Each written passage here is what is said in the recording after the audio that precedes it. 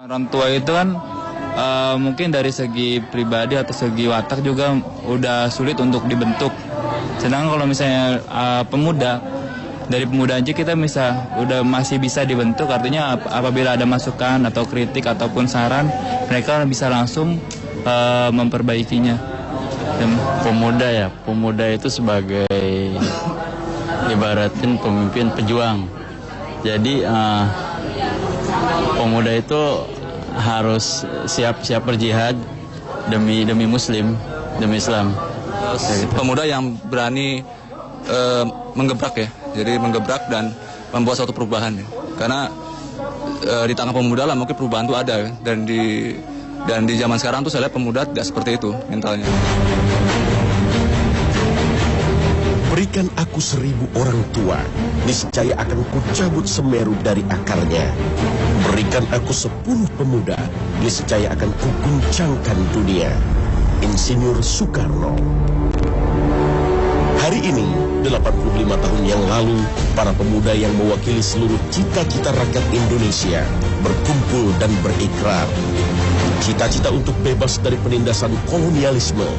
Cita-cita untuk memiliki sebuah komunitas bersama yang merdeka, di mana rakyat dapat hidup adil dan makmur. Para pemuda ini berkumpul merumuskan sebuah ikrar yang kelak diingat sepanjang sejarah Indonesia. Ikrar ini kemudian dikenal dengan Sumpah Pemuda, satu nusa, satu bangsa, dan satu bahasa. Untuk pertama kalinya juga, lagu Indonesia Raya karya Wade Rudolph Supratman diperdengarkan. Hari ini telah 85 tahun jaraknya dari para pemuda tersebut mengikrarkan sumpahnya. Tapi para pemuda zaman ini belum sepenuhnya menikmati yang namanya hidup merdeka, sejahtera, adil, dan makmur. Hari ini masih ada 7,17 juta pemuda Indonesia tidak memiliki pekerjaan. Sementara 6,5 juta terpaksa mencari penghidupan di negeri lain dengan menjadi pembantu atau buruh kasar yang minim perlindungan. Hari ini juga masih ada 13 juta jiwa calon tunas bangsa tidak dapat melanjutkan sekolahnya. Hampir semuanya berujung pada masalah biaya. Apa yang harus dilakukan pemuda Islam masa kini untuk melanjutkan perjuangan para pendahulunya? Dan bagaimana peran para pemuda Islam dari masa lalu sampai sekarang? Dan bagaimanakah Islam memandang masa muda? Inilah Khazanah episode Bangkitlah Wahai Para Pemuda.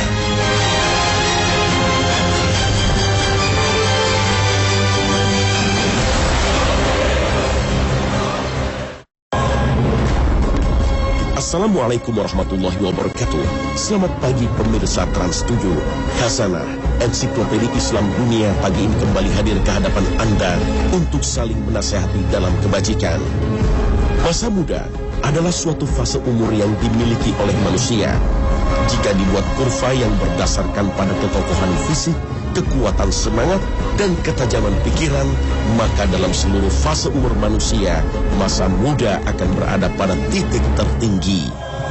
Pada masa inilah manusia dapat mengeluarkan seluruh potensi dirinya karena ditunjang oleh kondisi fisik yang prima dan semangat yang menggelora.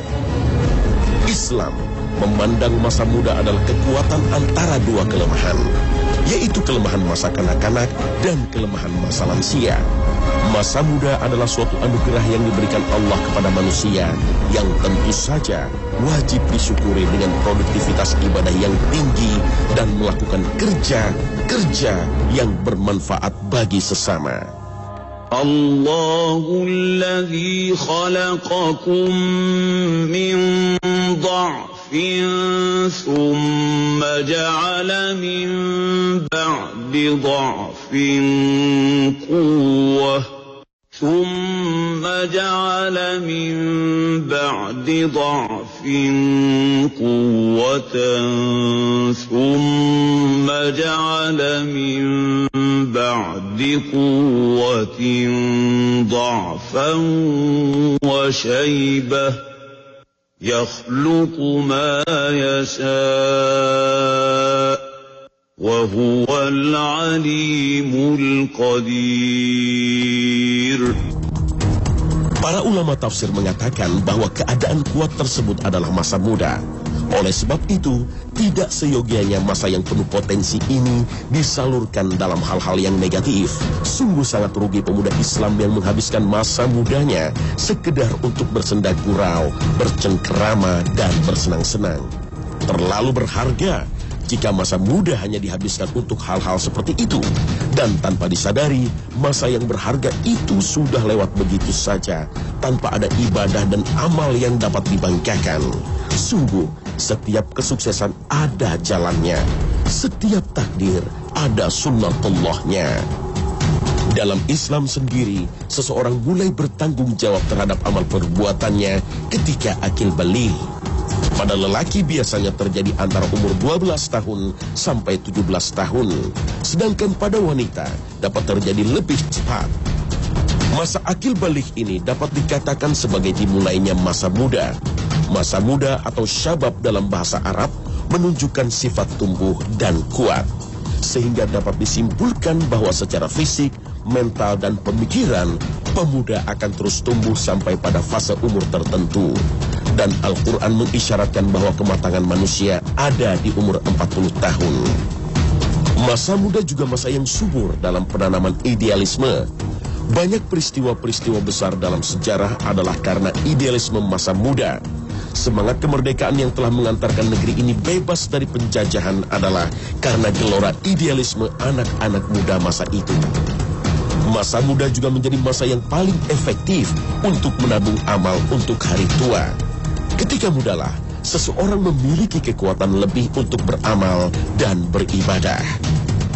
Akumulasi dari sifat-sifat tadi menjadikan seorang pemuda identik dengan sifat pemberani, penuh semangat, tidak mudah menyerah, revolusioner, memiliki semangat untuk berubah, dan kemampuan untuk melakukannya. Sehingga dikatakan bahwa pemuda adalah agent of change atau agen perubahan. Hal inilah yang menjadi peran paling penting dari pemuda. Peristiwa-peristiwa besar dalam sejarah umat Islam selalu dipicu oleh jiwa-jiwa muda yang terusik jiwanya akan tatanan yang tidak adil dan perilaku yang bertentangan dengan standar moralitas iman dan akhlak.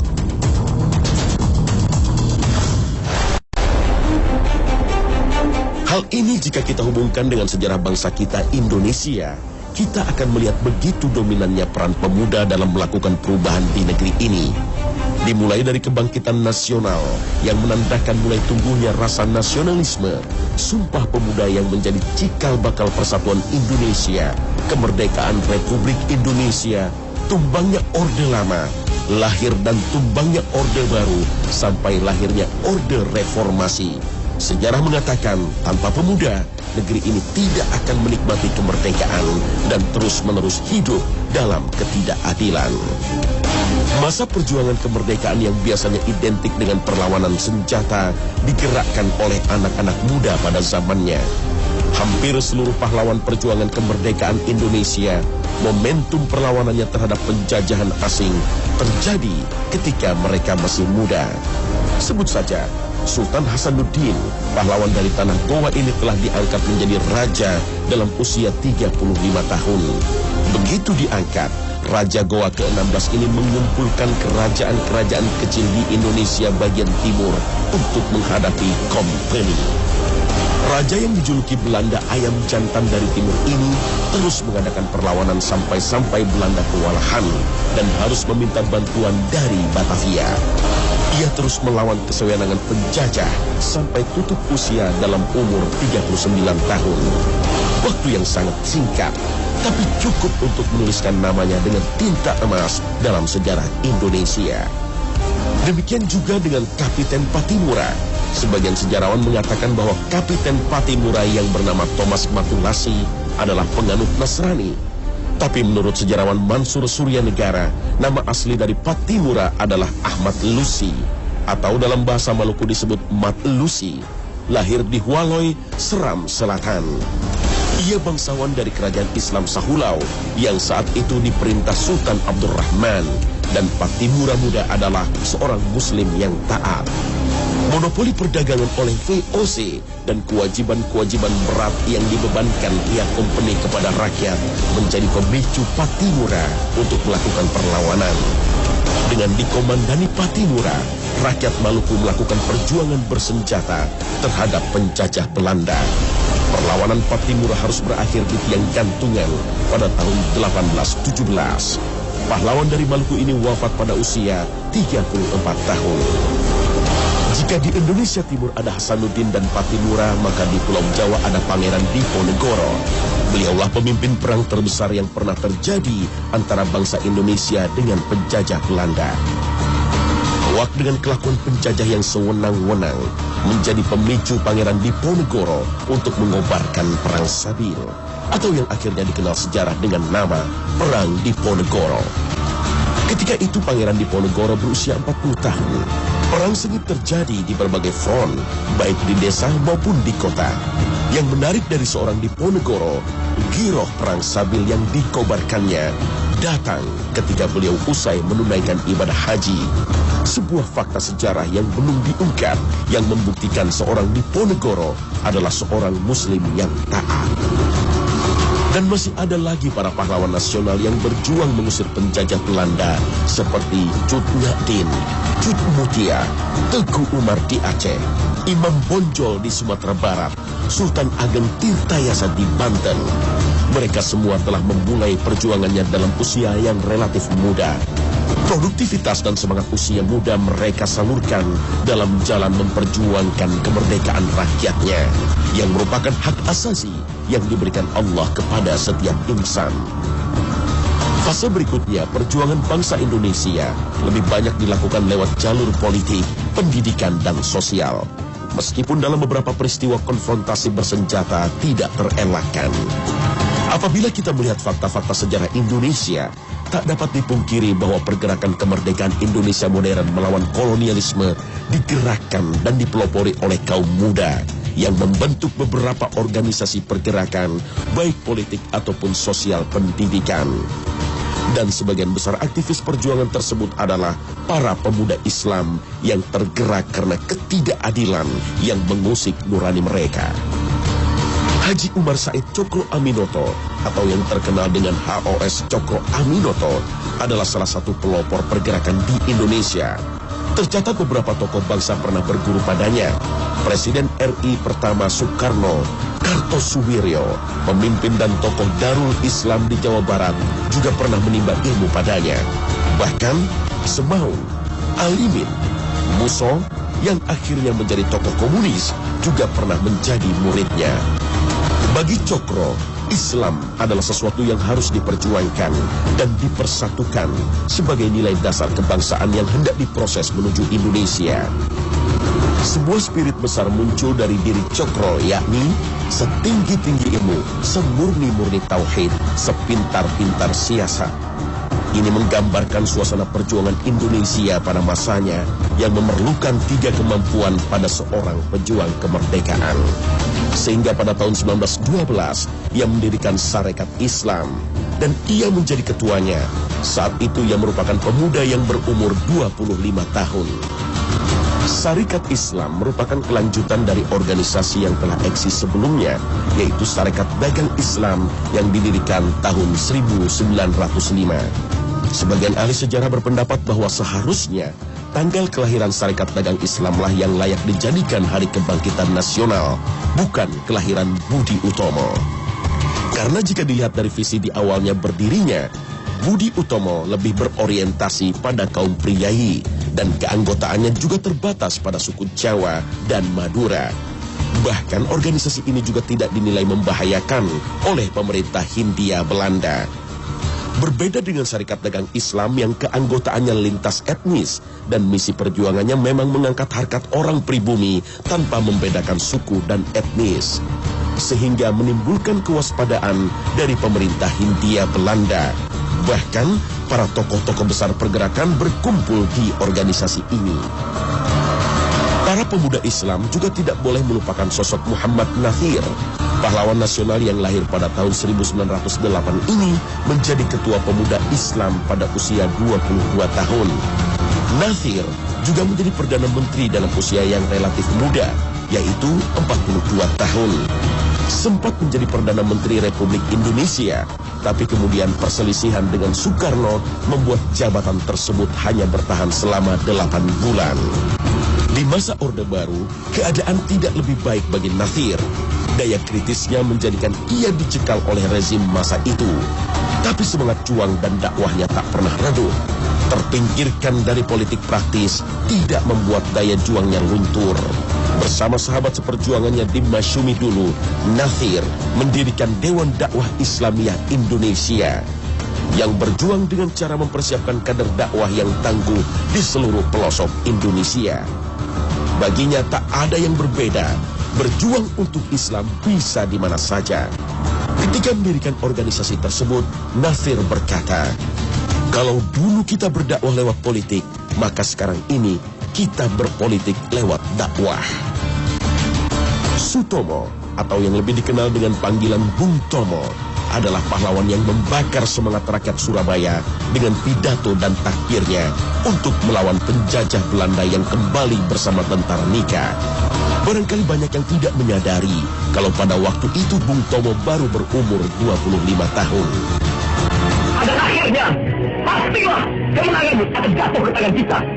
Sebab Allah selalu berada di pihak yang benar. Percayalah saudara-saudara, Tuhan akan melindungi kita sekalian. Allahu Akbar, Allahu Akbar, Allahu Akbar. Merdeka! Sejarah perjuangan kemerdekaan negeri ini adalah sejarah para pemuda Islam. Tentu di luar yang disebutkan tadi, masih banyak nama-nama pemuda Islam yang berjasa besar untuk bangsa ini.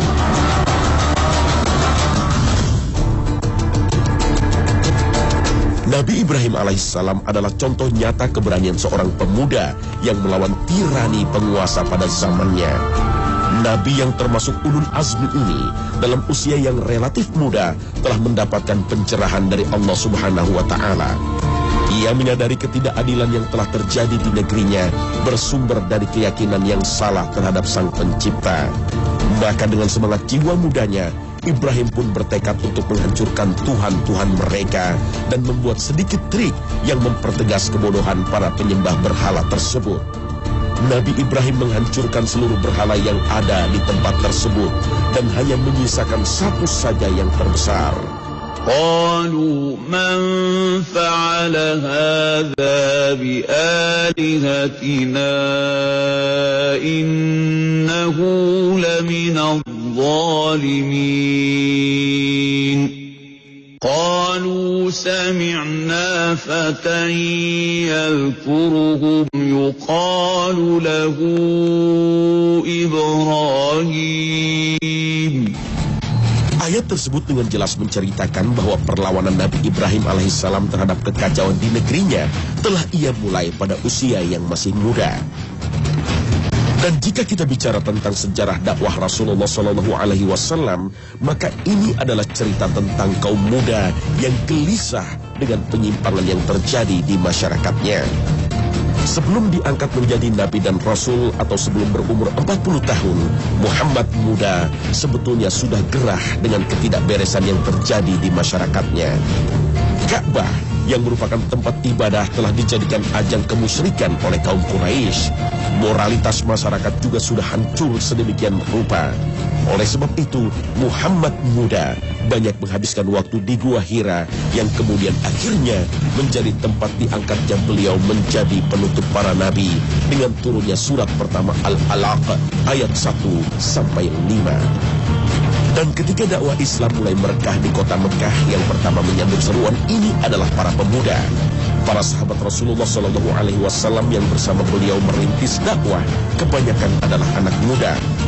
Nabi Muhammad sendiri yang baru berumur 40 tahun belum bisa dikatakan tua. Kemudian Abu Bakar yang lebih muda 2 tahun dari Nabi Muhammad. Bahkan Ali bin Abi Thalib masih sangat belia ketika ia memilih untuk mengikuti seruan Rasulullah SAW. Dan sahabat-sahabat lain yang termasuk generasi awal Islam, umur mereka berkisar di bawah 40 tahun. Rasulullah SAW juga memberi perhatian yang besar terhadap pembinaan generasi muda yang akan melanjutkan estafet dakwah beliau. Rasulullah Shallallahu Alaihi Wasallam seringkali memberi kepercayaan kepada anak-anak muda. Ini untuk mengajarkan mereka tanggung jawab dan kepemimpinan sejak dini. Dan terbukti, kelak pemuda-pemuda ini menjadi orang-orang terkemuka dalam perkembangan Islam selanjutnya. Ali bin Abi Thalib, sahabat sekaligus sepupu Rasul ini, telah menjadi golongan orang yang pertama masuk Islam. Dan ketika itu ia baru berumur 9 tahun. Bahkan ketika Rasulullah hijrah ke Madinah untuk mengelabui orang yang mengincar nyawa Rasulullah, Ali bin Abi Thalib bersedia untuk tidur di tempat yang biasa ditempati Rasul. Saat itu Ali berumur sekitar 22 tahun. Dan ketika berumur 29 tahun, Ali bin Abi Thalib memimpin pasukan muslimin menaklukkan benteng Khaybar milik Yahudi. Sejarah Islam juga mencatat nama Muhammad Al-Fatih, sang penakluk Konstantinopel yang sekarang bernama Istanbul. Raja dari Turki Utsmani ini melakukannya ketika berumur 21 tahun, 2 tahun setelah ia diangkat menjadi raja. Sungguh, jika kita telusuri sejarah umat Islam penuh dengan tinta emas yang diukir oleh anak-anak muda di setiap generasinya.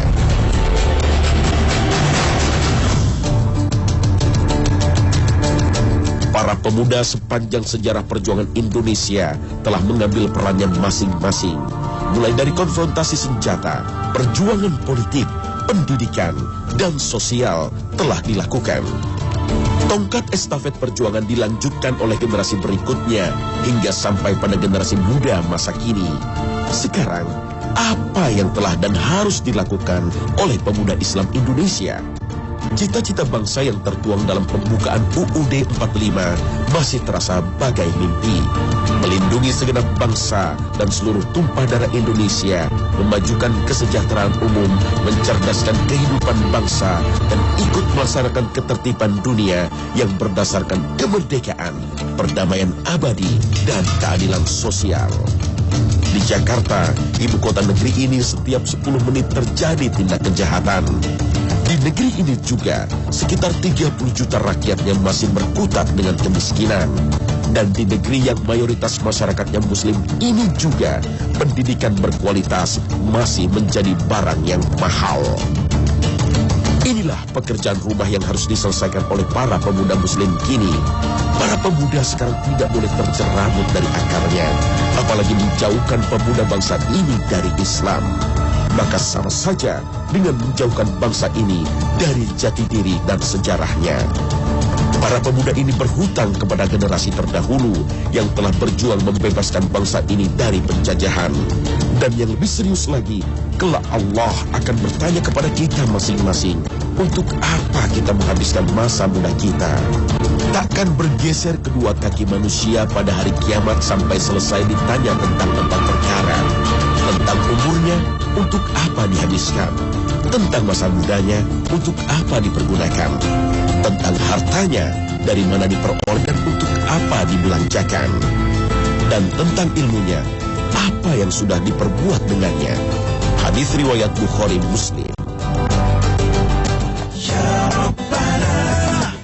Pemirsa Khazanah, semoga episode Bangkitlah Pemuda ini menjadi penyemangat bagi kita untuk memanfaatkan masa muda sebaik-baiknya. Semoga tayangan tadi mengingatkan kita akan pentingnya peran generasi muda sehingga bangsa ini dapat mencapai cita-citanya. Amin ya Rabbal Alamin. Terima kasih atas perhatian Anda dan wassalamualaikum warahmatullahi wabarakatuh.